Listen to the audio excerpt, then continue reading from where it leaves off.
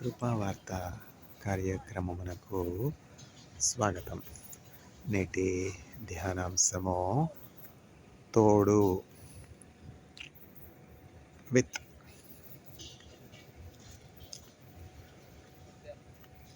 గాఢాంధకారపు లోయలలో నేను సంచరించినను ఏ అపాయమునకు నేను భయపడను. ఎలయనగా నీవు నాకు తోడై ఉన్నావు. కీర్తనల గ్రంథము 23వ అధ్యాయము. Though I walk through the valley of shadow of death, I fear no evil, because you are with me. Psalm 23. మంచి కాపరి నా ప్రభు యేసే, మా కొరకు ప్రాణమిచ్చే గొప్ప కాపరి. మరణమన్నను భయము లేదులే, మధురమైన ప్రేమతో మమ్ము కాయులే. మంచి కాపరి మా ప్రభు యేసే, మా కొరకు ప్రాణమిచ్చే గొప్ప కాపరి.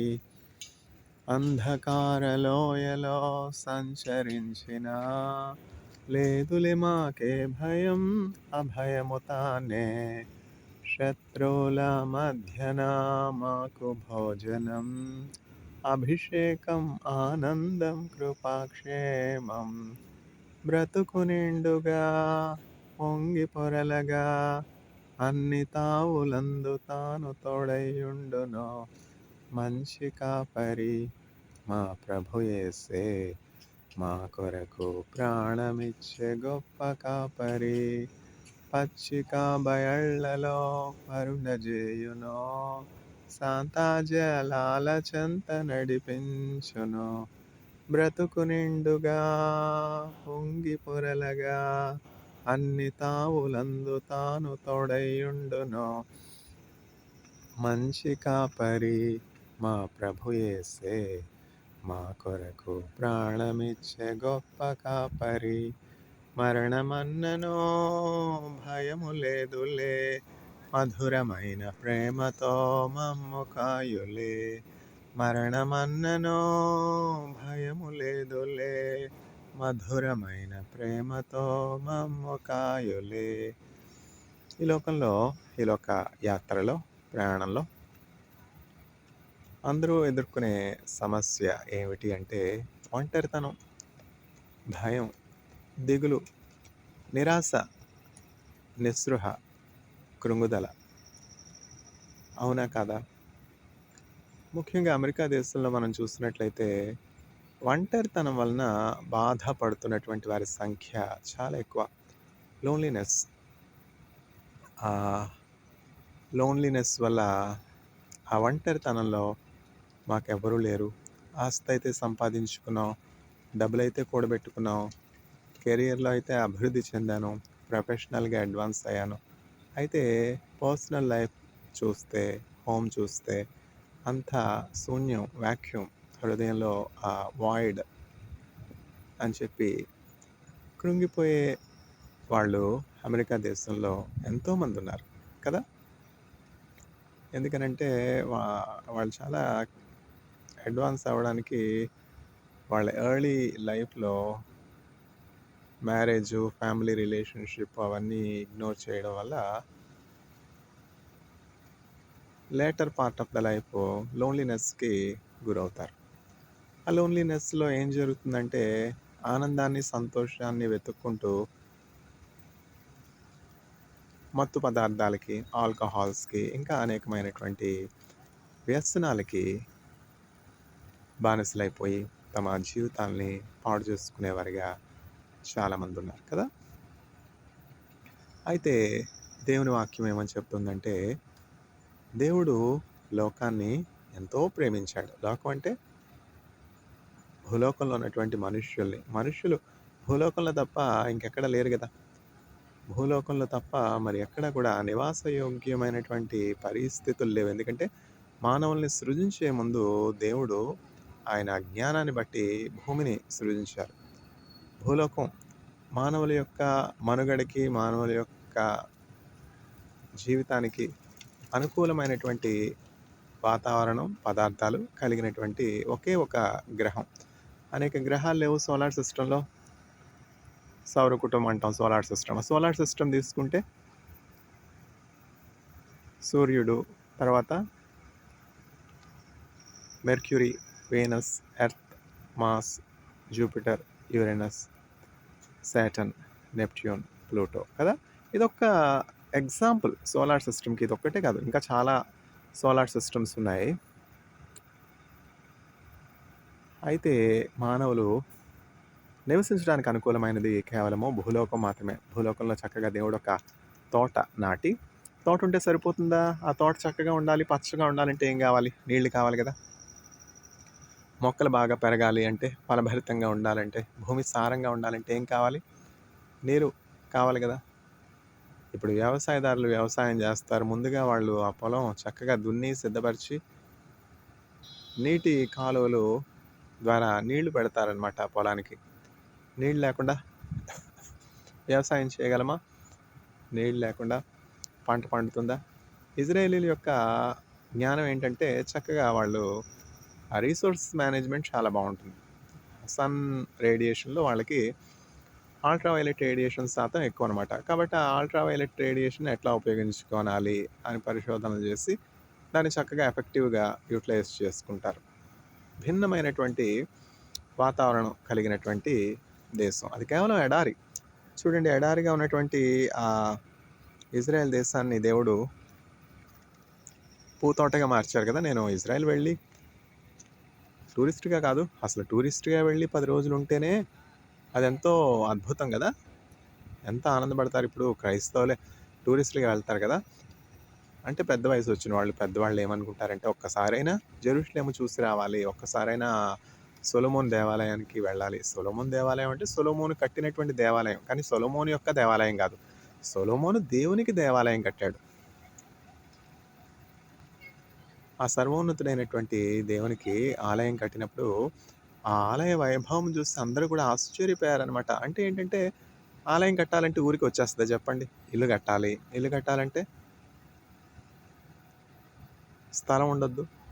ఆ ఇల్లు కట్టడానికి కావాల్సినటువంటి ద్రవ్యం ఉండొద్దు. ఆలయం కట్టాడంటే ఊరికే కట్టేశాడా? 40 సంవత్సరాలు సొలొమోను యొక్క తండ్రి అయినటువంటి దావీదు చక్కగా రాజ్య పరిపాలన చేసి ఆ దేవాలయానికి కావాల్సినటువంటి పదార్థాలన్నీ కావాల్సినటువంటి వస్తువులన్నీ, కావాల్సినటువంటి వెండి, బంగారం అన్నీ కూడా చక్కగా సిద్ధపరిచాడు కదా. ఎట్లా ఉన్నారు? ఎక్కడున్నారు అట్లాంటి తల్లిదండ్రులు? దేవుని యందు భయభక్తులు కలిగి, దేవుని పట్ల ప్రేమ కలిగి. దావీదు దేవుని సన్నిధిని ఎంతగానో ప్రేమించేవాడు అనమాట. దావీదు ఏమనుకునేవాడంటే, నేను ఏ పాటివాడని ప్రభా, కేవలము గొర్రెలను కాచుకునేవాడిని. నా సహోదరులందరిలోకి నేను చాలా స్వల్పమైనటువంటి వాడను, అల్పమైనటువంటి వాడను. నా సహోదరులందరూ కూడా చక్కగా ఆర్మీలో సోల్జర్స్గా ఉంటే నేనైతే గొర్రెలు కాచుకునేవానిగా ఉన్న పరిస్థితుల్లో నీవు నన్ను దర్శించి నన్ను మీ సేవకుడైనటువంటి ప్రవక్త అయినటువంటి సొలొమోను ద్వారా అభిషేకింపజేసి, సౌలు తర్వాత బెన్యామీను గోత్రమునకు చెందినటువంటి సౌలు తర్వాత నన్ను నీ గొర్రెలైనటువంటి నీ ప్రజలైనటువంటి ఇజ్రాయేలు దేశం మీద అభిషేకించావు. దేవుని దగ్గర విచారణ చేసేవాడు అనమాట దావీదు. దేవుని దగ్గర ఎక్కువ ప్రార్థన చేస్తూ ఉండేవాడు. దినమునకి ఎన్ని మార్లు దేవుడిని స్తుతించేవాడు దావీదు? 7 సార్లు. అంటే ప్రత్యేకమైనటువంటి సమయాలు. ఇప్పుడు ముస్లిమ్స్ చూడండి, వాళ్ళు ఎయిర్పోర్ట్లో ఉన్నా, ప్రయాణంలో ఉన్నా, వర్క్లో ఉన్నా చక్కగా ఆ వర్క్ ప్లేస్లోనైనా కూడా చక్కగా నమాజ్ చేస్తారు. ప్రత్యేకమైనటువంటి సమయాలు వాళ్ళు నమాజ్ పాటిస్తారనమాట. నేను చదువుకునే స్కూల్ డేస్లో కూడా చూస్తే 4:30 అలారం పెట్టుకునే అవసరం లేదు నాయన. 4:30కి లేస్తాను అలారం పెట్టుకుని. ఒకవేళ అలారం బంద్ చేయకపోతే ఏం జరుగుతుందంటే ఆ నమాజ్ వినబడుతుంది అనమాట. ముస్లిం మాస్క్లో నుంచి చక్కగా నమాజ్ 4:30 కల్లా చేసేస్తారు. చూసారా ఎక్కడుంది ఆ క్రమం? అది నేర్చుకోవాలి. హిందువుల్లోనైనా, ముస్లిమ్స్‌లోనైనా ఎక్కడైనా ఒక మంచి ఉన్నది అంటే అది మనం నేర్చుకోవాలి. సిద్ధపాటు కదా. చక్కగా లేచి సిద్ధపడి ఆ దేవుడిని ప్రేమిస్తేనే కదా మనం అట్లా చేయగలం. పెందలకడే లేచి ఉదయాన్నే దేవుణ్ణి స్తుతించాలి. ప్రభా, మరి యొక్క నూతన దినం దయచేస్తావు, ఊపిరిచ్చావు. ఎంతమంది ఈ దినాన్ని చూడలేక మౌన స్థితికి వెళ్ళిపోయినారు. మరణం తథ్యం కదా ఒకానొక దినం. అందరూ మరణించాలి. మరణించిన తర్వాత పరిస్థితి ఏమిటి? రిటైర్ అవ్వాలి. రిటైర్ అవ్వకపోతే ఎట్లా? రిటైర్మెంట్ తర్వాత పరిస్థితి కొరకు రిటైర్మెంట్ తర్వాత పరిస్థితి కొరకు ద్రవ్యము, తర్వాత ఉండడానికి ఇల్లు ఇవన్నీ సిద్ధపరచుకోవట్లా? అట్లనే ఈ భూలోక యాత్ర ముగిసిన తర్వాత మనం ఏమి సిద్ధపరచుకుంటూ ఉన్నామో, ఈ లోక యాత్ర భూలోకంలో మన యాత్ర ఎప్పుడు ముగిసిపోతుందో మనకు తెలీదు. అది ముగిసిపోయిన తర్వాత మనం మరణ ద్వారం గుండా వెళ్ళినప్పుడు పరలోకం చేరాలి గదా! అంటే పరలోకము దేవుని ప్రజలతో కూడినటువంటి దేశం. ఆ దేశం చేరాలంటే నిత్యము, నిరంతరము మనం జీవించడానికి దేవుడు మన కొరకు సిద్ధపరిచినటువంటి ఆ పరలోకం చేరాలి అంటే అర్హత ఏమిటి? ఇజ్రాయెల్ వెళ్ళాలి. ఊరికే వెళ్ళిపోతానా చెప్పండి? టూరిస్ట్‌గా వెళ్ళేవాళ్ళున్నారు. ఏమి సిద్ధపాటు లేకుండా వెళ్ళిపోతారా? ఈరోజు అనుకుని రేపు ఇజ్రాయెల్‌లో ఉంటారా చెప్పండి? ఎంత ప్లానింగ్ ఉంటుంది? ఎంత సిద్ధపాటు ఉంటుంది? ఇప్పుడు హౌస్ ఆఫ్ ప్రేయర్ ఆడియార్ సిఎస్ఐ చర్చ్‌లో 70 మంది విశ్వాసులు పాస్టర్ గారు చక్కగా చైనా టూర్‌కి వెళ్ళారు. చైనా ఎంత అద్భుతమైన దేశం, ఎంత సుందరమైనటువంటి దేశం. చైనా వెళ్ళాక నాకు తెలిసింది చైనా సౌందర్యం.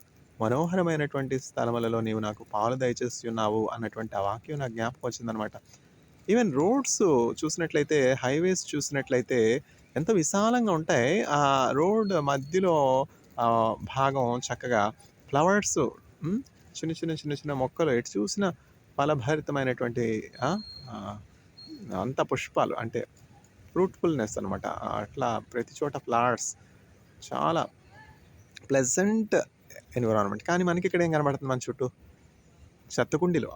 ఎటు చూసినా దుర్గంధం, దుర్వాసన, వేస్ట్ మేనేజ్‌మెంట్ చాలా కష్టం. తర్వాత చెమట, తర్వాత పేదరికం కదా! భారతదేశంలో ఎంత కష్టపడతా ఉన్నారు. కన్‌స్ట్రక్షన్ వర్క్‌లో ఉన్నటువంటి వాళ్ళ దగ్గర నుంచి ఏ ఫీల్డ్ తీసుకున్నా గూడా ఎంత కష్టపడతా ఉన్నారు. నేనెప్పుడు గూడా మన దేశంలో భారతదేశంలో ఉన్నటువంటి 1.4 బిలియన్ పీపుల్‌ని జ్ఞాపకం చేసుకున్నప్పుడు ప్రభా! ఇజ్రాయెల్‌లో ఉన్నటువంటి ఆ సౌఖ్యం, ఆ సౌకర్యాలు, ఆ నెమ్మది, ఆ సమాధానం భారతదేశంలో ఉన్నటువంటి భారతీయులకు కూడా దయచేయి ప్రభా! చైనా దేశంలో ఉన్నటువంటి అభివృద్ధి చెందినటువంటి అభివృద్ధి యొక్క ఫలము సామాన్యులకి చేర్చుతున్నటువంటి గవర్నమెంట్ వంటి ఎఫిషియంట్ కరప్షన్ ఫ్రీ గవర్నెన్స్ ఇండియాలో కూడా దయచేయి నాయన. ఇజ్రాయెల్‌లో ఉన్నటువంటి వేస్ట్ మేనేజ్‌మెంటు, తర్వాత చైనాలో ఉన్నటువంటి చక్కని క్లీన్ ఎన్విరాన్మెంటు ఇండియాలో కూడా ఉండడానికి సహాయం చేయి ప్రభా అని ప్రార్థన చేస్తాను కదా! Cleanliness is next to godliness. మన ఇల్లు మనం చక్కగా శుభ్రంగా పెట్టుకున్నాం అనుకోండి, మనం చూసి పక్కన వాళ్ళు నేర్చుకోరా? కదా! అన్నీ కూడా దీపక్ సారే జేయాలంటే ఎట్లా? దీపక్ సార్ వచ్చి గ్రేటర్ చెన్నై కార్పొరేషను కమిషనర్‌గా ఉన్నారు. అన్నీ గూడా ఆయనే క్లీన్ జేయాలి. మన ఇంటికొచ్చి ఆయన క్లీన్ జేస్తారా? మన బాత్రూమ్ ఆయన క్లీన్ జేస్తారా? మన ఇల్లు ఆయన తుడుస్తారా? మన ఇల్లు మనమే చక్కబెట్టుకోవాలి కదా! అంటే సిద్ధపాటు ఉండాలి. ఉదయాన్నే లేచి ప్రార్థన జేయాలి. ఉదయాన్నే లేచి దేవుడిని స్తుతించాలి. దాని ఫలం ఏంటి చెప్పండి? ఒక డిసిప్లిన్డ్ లైఫ్. దావీదెంత క్రమమైనటువంటి డిసిప్లిన్డ్ లైఫ్ కలిగున్నాడు. అందువల్ల ఏం జరిగింది? దావీదు తర్వాత దావీదు కుమారుడు ఆశీర్వదించబడ్డాడు. సొలొమోను ఆశీర్వదించబడ్డాడు. దావీదు ఎట్లా 40 సంవత్సరాలు దేవునితో నడిచాడో, దేవున్ని కలిగి ఉన్నాడో, దేవుని సహవాసంలో ఉన్నాడో, అట్లా దేవుని తోడు కొరకు మనం కోరుకోవాలనమాట. దేవునితో మనం ఎప్పుడు కూడా అన్యోన్య సహవాసము, సంబంధము కలిగి ఉండాలి. తల్లిదండ్రులు ఎంతవరకు ఉంటారు చెప్పండి? మనం 18 సంవత్సరాలు ఇంట్లో ఉంటాం. తర్వాత అయినా చదువు రీత్యానో, ఉద్యోగం రీత్యానో బయటికి వస్తాంగా. ఆ! అప్పుడు మనకి తోడెవరు? అప్పుడు మనకి కౌన్సెలింగ్ ఇచ్చేదెవరు? మనం ఎక్కడున్నా, ఎప్పుడున్నా 24 గంటలు మనతో ఉండేదెవరు అంటే యేసుక్రీస్తు ప్రభు. ఇదిగో మృతుడనైతిని గాని యుగయుగములు సజీవునిగా ఉన్నాను. నేను నీకు సహాయం చేస్తాను. నీతి అను నా దక్షిణ హస్తంతో నేను నిన్ను ఆదుకుంటాను. నిన్ను బలపరచువాడను నేనే. ఎన్ని యుద్ధాలు, ఎన్ని శోధనలు, ఎన్ని శ్రమలు, 47 సంవత్సరాల్లో ఎన్ని పోరాటాలు. ఇవన్నీ చూస్తాను. ఇజ్రాయెల్‌లో పోస్ట్ డాక్ చేయడం అంటే ఏమన్నా సులువా చెప్పండి? ఎన్ని డిమాండ్స్ ఉంటాయి, ఎన్ని రెస్పాన్సిబిలిటీస్ ఉంటాయి. కొరియాలో పోస్ట్ డాక్ సులువా చెప్పండి? ఎంత సిద్ధపాటు కావాలి, ఎంత ప్లానింగ్ కావాలి, పాస్‌పోర్ట్ వ్యాలిడిటీ ఉందా లేదా? టికెట్లు తీసుకున్నామా లేదా? ఆ ఫ్లైట్ టైమింగ్ ఏమిటి? ఫ్లైట్ టైమింగ్ ఒక్క గంట లేట్ అయితే, ఒక్క నిమిషం లేట్ అయితే ఫ్లైట్ మన కోసం ఆగుతుందా? ఆ ఫ్లైట్ మిస్ అవ్వకుండా బోర్డింగ్ పాస్ ఎక్కడ మిస్ అయిపోకుండా ఎన్ని జాగ్రత్తలు తీసుకుంటే మనం ఒక దేశం నుంచి ఇంకో దేశం వెళుతూ ఉన్నాం. అట్లాంటిది ఈ లోకయాత్ర మనం ఉండేది ఎంత చెప్పండి? మన ఆయుష్కాలం 70 సంవత్సరాలు, అధిక బలం ఉంటే 80 సంవత్సరాలు. ఆ! ఒక పాస్టర్ గారు ఏం చెప్పారంటే బైబిల్ ఆ బైబిల్ అనే అబ్రివియేషన్‌ని మనం ఇట్లా పరిశీలిస్తే ఒక్కొక్క అక్షరానికి ఒక్కొక్క అర్థం ఉంది. బిఐబిఎల్ఈ అంటే basic instruction before leaving the earth. ఒకానొక సందర్భంలో, ఒకానొక సమయంలో అందరూ కన్నుమూస్తారు. కన్ను మూసిన తర్వాత పరలోకం వెళ్ళాలి. పాతాళంలో ఉండకూడదు. నరకంలో ఉండకూడదు. నరకం అనేది ఉంది. పరలోకం అనేది ఉంది. మన గురి, మన గమ్యం ఎక్కడికి? పరలోకానికా? నరకానికా? ఈ లోకంలో దేవుడు మనకిచ్చినటువంటి ఆజ్ఞలను అనుసరించి, ఆయన చెప్పినటువంటి త్రోవలో నడిచినట్లయితే మనం పరలోకం చేరతాం. అదే సిద్ధపాటంటే. ఊరికనే ఇజ్రాయెల్ వెళ్ళిపోతానా? ఇప్పుడు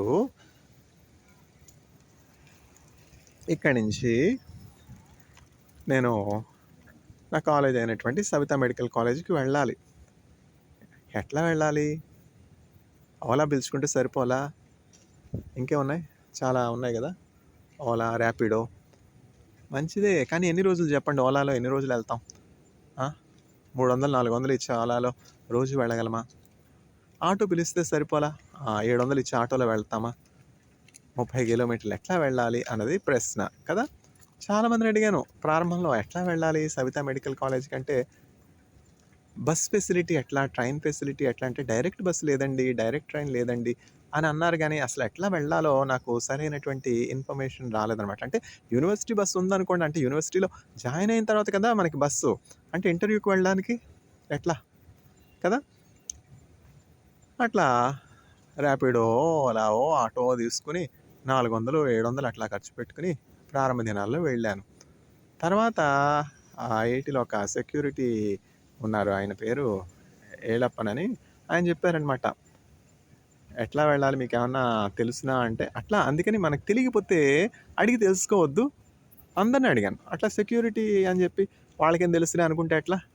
సరే ఇట్లా నేను సవితా మెడికల్ కాలేజ్‌లో జాయిన్ అయ్యాను. బస్ ఫెసిలిటీ ఎట్లా అక్కడికి వెళ్ళాలంటే బస్ సౌకర్యం ఉందంటే, డైరెక్ట్ బస్ లేదు. ఇక్కడి నుంచి అయ్యప్పన్ తాంగల్ వెళ్ళి, అయ్యప్పన్ తాంగల్ నుంచి పూనమల్లికి షేర్ ఆటో తీసుకుని, పూనమల్లి నుంచి అక్కడి నుంచి ఒక బస్సు 578 శ్రీపెరంబదూర్ బస్ తీసుకుని అక్కడికి వెళ్ళాలి అని చెప్పి త్రోవ చూపించారు. ఇవాంజలిస్టులు చేసే పని అదే. పరలోకానికి వెళ్ళాలి అంటే త్రోవ ఇవాంజలిస్టులు చెప్తారనమాట. చర్చ్ ఏంటంటే పరలోకానికి ఒక గేట్వే అనమాట. Gateway to heaven. ఒక మార్గం తెలియకపోతే ఎట్లా వెళ్ళిపోతాం చెప్పండి? మార్గం తెలియకపోతే ఎట్లా వెళ్ళిపోతాం? సరే, నేను రామతమీదార్‌లో ఉన్నాను. రామతమీదార్ నుంచి జెరూషలేం వెళ్ళాలి. జెరూషలేం వెళ్ళాలి అని చెప్పి 200 బస్సు ఎక్కి కూర్చుంటే జెరూషలేం వెళ్ళిపోతానా? ఏ బస్సు వెళుతుందండి? ఏ బస్సు నేను ఎక్కాలి? ఏ బస్సు తీసుకోవాలి అని తెలుసుకోవద్దు? 400 బస్సు వెళుతుంది. అయితే ఎక్కడ 400 బస్సు ఆగుతుందండి అని తెలుసుకుని అక్కడికి వెళ్ళి ఆ బస్ స్టాప్‌లో 400 బస్సు తీసుకొని ఆ గంట ప్రయాణం ముగించి తర్వాత క్షేమంగా జెరూషలేంలో చేరతాం. ఆ సిద్ధపాటు ఉండొద్దు? అదేమి లేకుండా ఇక్కడ కన్నుమూస్తే అక్కడ పరలోకం వెళ్ళిపోతామా? ఆ పరలోకానికి వెళ్ళాలంటే మార్గం ఎవరు అంటే యేసుక్రీస్తు ప్రభు. నేనే మార్గము, నేనే సత్యము, నేనే జీవము అని యేసుక్రీస్తు ప్రభు చెప్పారు. నిత్యము జీవించాలి, నిత్యము మనం జీవము కలిగి ఉండాలి, యుగయుగాలు తరతరాలు పరలోకంలో ఉండాలి అంటే యేసుక్రీస్తు ప్రభువుని మనం మన రక్షకునిగా అంగీకరించి ఆయన తోడు, ఆయన సహవాసం కలిగి జీవించాలి. అప్పుడు యేసుక్రీస్తు ప్రభు నామంలో మనకేం జరుగుతుందంటే పాప క్షమాపణ. పరిశుద్ధులు మాత్రమే ఆ పరిశుద్ధ పట్టణంలో చేరగలరు. క్రొత్తగా జన్మించినటువంటి వారు మాత్రమే పరలోకంలో చేరగలరు. చూడండి, చిన్నపిల్లలకి, పెద్దవారికి వ్యత్యాసం ఏంటి? చిన్నపిల్లలకి పాపపుణ్యాలు తెలుస్తాయా చెప్పండి? పరులకి హాని చేయడం ఏమైనా తెలుస్తుందా? దొంగిలించడం తెలుస్తుందా? దూషించడం తెలుస్తుందా? హింసించడం తెలుస్తుందా? అట్లా మార్పు చెంది మనం చిన్నపిల్లల వంటి స్వభావం కలిగినప్పుడే ఆ పరలోకానికి వెళ్ళగలం. అట్లా చిన్నపిల్లవాని స్వభావం వంటి నిర్దోషమైనటువంటి స్వభావం పొందుకోవడానికి యేసుక్రీస్తు ప్రభు నామందు విశ్వాసం ఉంచాలి. అట్టివారే పరలోకంలో ప్రవేశిస్తారు. ప్రతి ఒక్కరు ఒకానొక దినమున మరణించాలి. మరణించిన తర్వాత పరలోకమా, పాతాళమా నిర్ణయం అనేది యేసుక్రీస్తునందలి విశ్వాసం ఉన్నదా? లేదా యేసుక్రీస్తు ప్రభుని మనం సొంత రక్షకునిగా అంగీకరించామా లేదా? మనుషుల తట్టు చూడొద్దు. ఆర్గనైజేషన్స్ తట్టు చూడొద్దు. యేసుక్రీస్తు ప్రభువుకి మీకు ఉన్నటువంటి ఆ సంబంధం ఎట్లా ఉన్నది? ఆయన మీ రక్షకునిగా అంగీకరించారా? ఆయన తోడు, ఆయన సహవాసం కోరుకుంటున్నారా? ఎప్పుడైతే ఆయన మీకు తోడై ఉంటాడో మీరు సమస్త భయాల నుంచి విడుదల పొందుకుంటారు. ఎన్ని దుర్వార్తలు!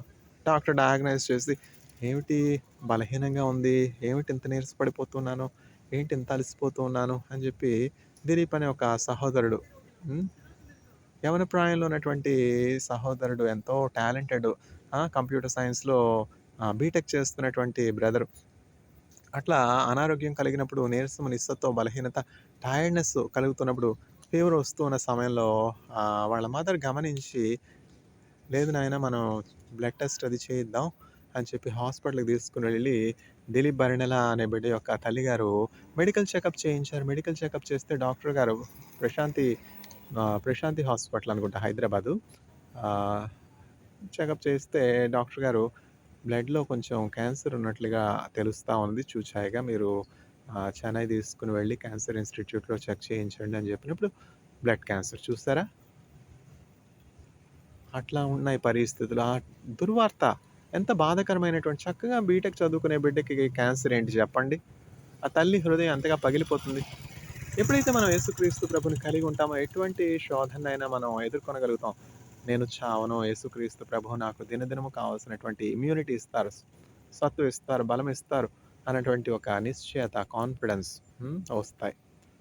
ఎంతమంది యేసుక్రీస్తు ప్రభు నామందు విశ్వాసం ఉంచి స్వస్థత పొందుకున్నటువంటి వారు లేరు. ఇంకా ఏంటంటే యేసుక్రీస్తు ప్రభు నామందు నేను విశ్వాసం పొందుకున్నాను గనక ఎట్టి దుఃఖకర పరిస్థితుల్లోనైనా, ఎట్టి మరణం ఎదురైనా ఆయన నాకు తోడుగా ఉంటాడు. పరలోకం నన్ను చేరుస్తాడు అన్నటువంటి ధైర్యం, నిశ్చయత యేసుక్రీస్తు ప్రభుని అంగీకరించినటువంటి వారికి ఉంటాయి. ఎంతమంది కష్టంలో ఉన్నటువంటి వారితో నేను పర్సనల్‌గా మాట్లాడి, పర్సనల్ కాంటాక్ట్ ద్వారా వాళ్ళని ఎంకరేజ్ చేసి, దేవుని మాటల ద్వారా ప్రోత్సహించిన సందర్భాలున్నాయి. భయం. ఎంతోమంది ఒంటరితనంలో ఉన్నారు. ఆ ఒంటరితనంలో, లోన్‌లీనెస్‌లో నుంచి బయటికి రావాలి అంటే దేవుని వాక్యం చదవాలి, ప్రార్థన చేయాలి. యేసుక్రీస్తు ప్రభుని సొంత రక్షకునిగా కలిగి ఉండాలి. అప్పుడు